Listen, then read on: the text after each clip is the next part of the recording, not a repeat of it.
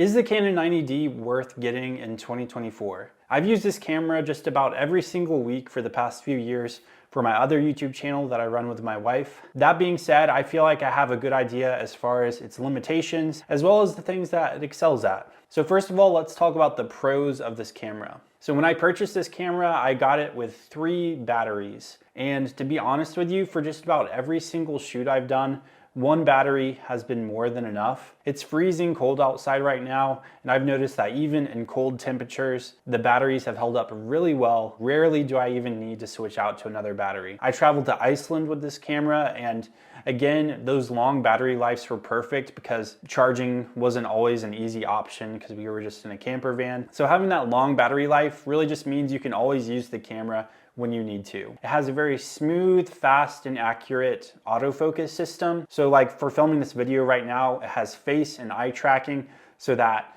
even if I'm moving around a lot, it stays focused on me. If you're planning to film yourself for YouTube videos or anything, that's a nice function to have. Something else I like about this camera is that it has a high resolution 32.5 megapixel APS-C sensor. What that really means is when it's recording with that higher megapixel sensor is that if you're editing and you need to digitally crop in, you're able to do so to a certain extent without making the image just look really bad. When you're filming a lot of run and gun videos, or maybe you don't exactly nail your framing, it's nice just having the option in post to be able to readjust the framing to however you want without worrying about crushing the image quality too much. The camera does not have IBIS or in-body image stabilization. While it does lack that, it does have digital video stabilization. I've found that using that stabilization in conjunction with a stabilized lens and then some just basic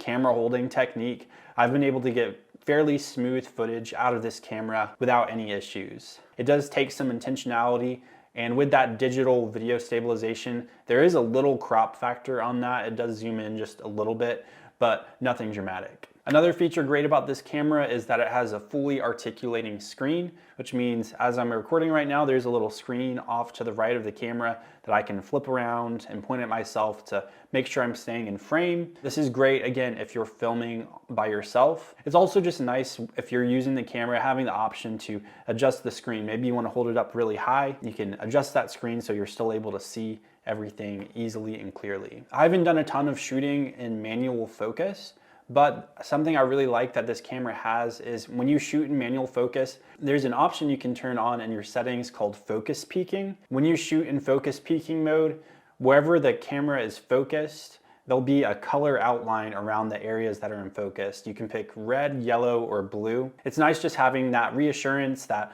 you are getting your subject in focus. Another great feature about this camera is that it's weather sealed. If you're filming in conditions where maybe there's a little bit of moisture, maybe there's sand, maybe there's dirt or dust in the air, this camera is weather sealed. And so that means over the long run, it's gonna hold up better and function better and not be damaged by those elements as much. Another feature about this camera is that it does have an audio port, so you can listen with headphones in real time and make sure the audio is all good. And then it also has a microphone jack, so you can plug in whatever kind of mic you plan on using. Those are the pros of the Canon 90D. Now let's take a look at some of the cons. One thing you'll want to consider before buying this camera is that it is a crop sensor camera and not a full frame camera. So this camera has an APS-C crop sensor. What that means is that if you use a lens that is marketed as a 24mm lens, you actually need to multiply that 24 times 1.6 in order to get an idea of what the actual focal length will look like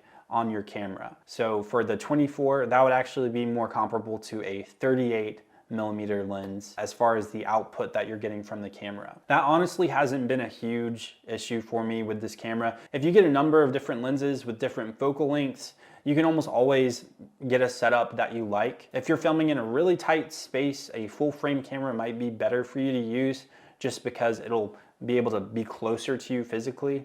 But all in all, it hasn't been a big issue in the few years that I've used this camera. This camera has a recording time limit of 29 minutes. So that means from the time you press record, you have about 29 minutes until it will automatically just stop recording. For my application of YouTube and the other videography work I do, That has never been an issue. I've always been there with the camera, able to stop and start. And actually, I find that it's preferable to start and stop sometimes. I've had instances with cameras in the past where you have a really long clip and then you stop recording it and then something is wrong and the file is corrupted or something. And so I like starting and stopping just to ensure that, that clip is safe, good to go before moving on to the next one. But if you're trying to film like an entire wedding ceremony, any kind of video that might need to be unbroken, then you may not want to use this camera. Something else to consider about this camera is that it can film at 24 frames per second 4K, but if you want to film at 60 frames per second 4K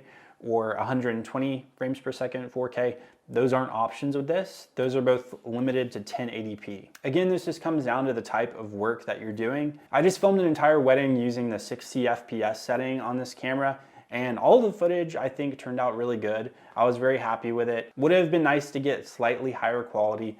Yes, but I think there's so much more to videography than just squeezing out that last little bit of quality that you can. I'll mention too, this camera can film in 120 frames per second, but when you shoot in that mode, there is no autofocus. The 60 frames per second, that has an autofocus, but the 120 doesn't. But the nice thing about this camera is that it does have that focus peaking option. So while you're filming in the 120 FPS setting, you can use the focus peaking to make sure your subject will be in focus. Another drawback, if you're looking to use this camera for any kind of really professional work, is that it doesn't have a log recording format. So recording in log allows you to capture greater dynamic range, which means you're getting more of your shadows and more of your highlights. So as you're editing, you have more options there without losing any of that detail to maybe being over or underexposed. Again, if you're just using this camera for YouTube or semi-professional work, as you get better at exposing different lighting situations correctly,